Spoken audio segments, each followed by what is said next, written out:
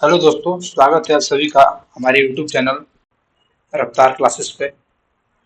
जैसे कि आप सभी को पता होगा कि कुछ ही देर पहले एक अनऑफिशियल नोटिस सर्कुलेट कर रहा है हमारे बीच, जो कि रेलवे एनटीपीसी 2026 को लेकर है।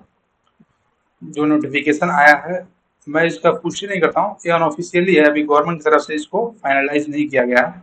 तो एक नोटिस आया है भाई, आपको जानकर इतना दुख होगा इस नोटिस के बारे में, आपको बहुत बुरा लगेगा। देखिए क्या सरकार क्या कर रही है हमारा। अभी कुछ ही देर पहले हमारा 2019 में जब हुआ था हमारा एग्जाम, तो उस टाइम जो हमारा जो नोटिफिकेशन था, सीट थे, नंबर ऑफ सीट वो थे, देखिए 35,281, ऐसा कुछ इतना ही था। अभी जो हमारा एग्जाम हो रहा 2025 में, इसके सीट नंबर ऑफ कितने हैं? 11,558। ये दोनों है ग्रेजुएट प्लस ग्रेजुएट का और प्लस अंडर ग्रेजुएट, दोनों मिलाकर मैं सीट बता रहा हूँ, इतने थे। और अभी देखिए इनका वो कैसा हरकत है।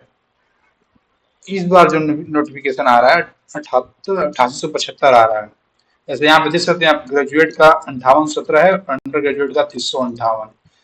तो आप समझ लीजिए आप कितना लो लेवल पे जा चुके हैं हमारा सरकार। जबकि रेलवे हमारे जो देश में है वो लगातार बढ़ते जा रहा है, प्रोग्रेस करते जा रहा है। और मतलब इन द सेंस साइज में बता रहा हूँ मैं। लेकिन जो इनका आजकल आप सुनते भी होगा, न्यूज डेली का डेली दुर्घटना हो रहा है, ये हो गया रेलवे में, वो हो गया, ट्रेन यहाँ पलट गई, कहीं वहां हो गया कुछ। एम्प्लॉय कम है, फिर भी इन लोग को सीट नंबर ऑफ सीट्स कम करते जा रहे हैं। इससे पता है भाई क्या होता है? जो हमारे जो जो हमारे स्टूडेंट्स हैं, स्टूडेंट्स को देखिए कितना प्रॉब्लम होता है। आपको बताता हूँ नंबर ऑफ प्रॉब्लम्स क्या क्या है। फर्स्ट ऑफ ऑल, जो स्टूडेंट मान लीजिए जिनका एज जो है, एज वो अपने लास्ट एज में है, और रेलवे एक ऐसा एग्जाम है, सब लोग जो भी बच्चे हैं जो गवर्नमेंट एग्जाम का तैयारी करते हैं वो इस पे फोकस करते हैं, क्योंकि सबको उम्मीद होता है कि हमारे बोर्ड, हमारे जो देश में रेलवे बहुत बड़ा ही जो संस्था है, तो इसमें वैकेंसी, नंबर ऑफ वैकेंसी ज्यादा ही आएंगी। लेकिन सरकार हमारे उम्मीदों पर पानी फेर दे रही है। जिन तो इसी की वजह से जिनका एज हो गया है उनको तो ऑलरेडी फैमिली का प्रेशर है, खुद का प्रेशर है, जॉब नहीं लेंगे तो क्या होगा, ये सब दिक्कत भाई ये लोग नहीं समझ पाते हैं हमारे दोस्तों। सरकार जो है हमारी प्रॉब्लम नहीं समझ पाती है। देखिए कितना नंबर ऑफ सीट्स कम है, इतने सीट्स में क्या होगा, उसमें भी इसके आगे क्या होता है। देखिए इतना नंबर ऑफ सीट्स कम होने के कारण क्या क्या क्या होता है। पहला चीज तो एज हो गया, जो डिफिकल्टी होता है बच्चों को। दूसरा चीज देखिए क्या होगा, जो बच्चे हैं, कंपटीशन जो है यहाँ पे बढ़ जाएगी। कंपटीशन का लेवल है बहुत ज्यादा बढ़ जाता है। जैसे इस बार कहीं आप लोग देख लीजिए, कट ऑफ जो गया अपना ग्रेजुएट लेवल का, एवरेज कट ऑफ है 75 है। तो समझ लीजिए 75 है, तो इसमें लाजमी सी बात है कि जो लड़का पढ़ रहा होगा, जो बच्चे पढ़ रहे होंगे, बस उन्हीं का रिजल्ट होगा। और जो पढ़ रहे होंगे, पढ़ तो सब रहे हैं, उनका नहीं होगा। जो बहुत ही ज्यादा मेहनत दिन रात एक करके पढ़ रहा होगा उसका रिजल्ट होगा। बताइए भाई, ये नाइंसाफी है कि नहीं बच्चों के साथ? इतने कम सीट लाकर क्या करिएगा?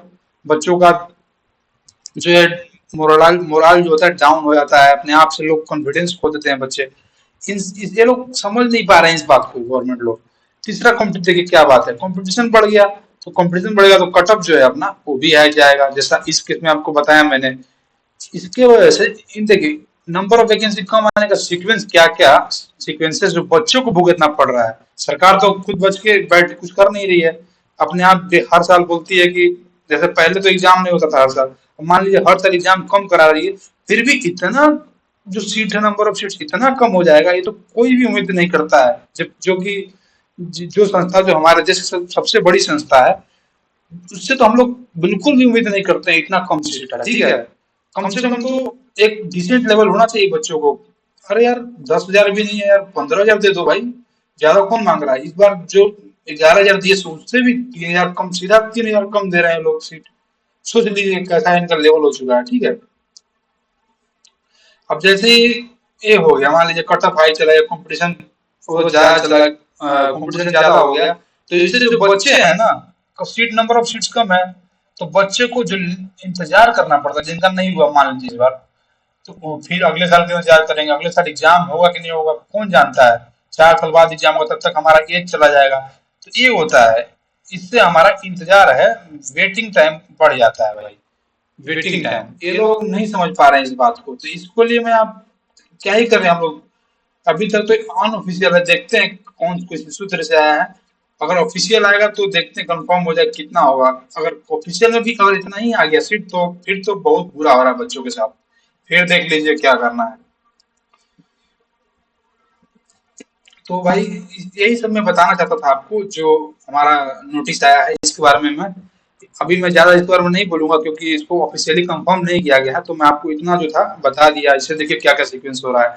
नंबर ऑफ सीट ऐसे ही घटते जा रहे हैं। देखिए पोस्ट जो है उसका भी दिया हुआ है, वैकेंसी कितना है, और अवेलेबल दिया हुआ number of vacancy her post का। और यहाँ पे अंडर ग्रेजुएट का है, तो इनका भी देख लीजिए क्या क्या है।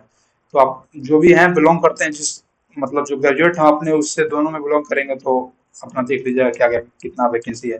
लेकिन ये बहुत ही कम वैकेंसी है यार। मैं तो सरकार से यही रिक्वेस्ट करूंगा कि बच्चों का थोड़ा ख्याल रखिए। आप सबसे बड़ी संस्था है रेलवे, थोड़ा जो है नंबर ऑफ वैकेंसी, बच्चों को तैयारी, नंबर ऑफ जो कैंडिडेट पार्टिसिपेट करते हैं उसके हिसाब से थोड़ा सा बढ़ाना चाहिए। ऐसा नहीं कि बिल्कुल भी इतना लो कि बच्चे तैयारी करना ही छोड़ दे। इतना पढ़ के भी कुछ फायदा नहीं होगा फिर बच्चों को ना। तो मैं यही आशा करता हूँ कि सरकार इसमें कुछ सुधार करेगी। ठीक है भाई, यही मैं आपको बताना चाहता था। चलिए, थैंक यू भाई लोग। जय हिंद। फॉलो करिएगा हमारे चैनल को, सब्सक्राइब करिएगा यूट्यूब पे रफ्तार क्लासेस को। हमारी टीम की तरफ से आपको बहुत बहुत धन्यवाद ज्वाइन होने के लिए। थैंक यू भाई लोग।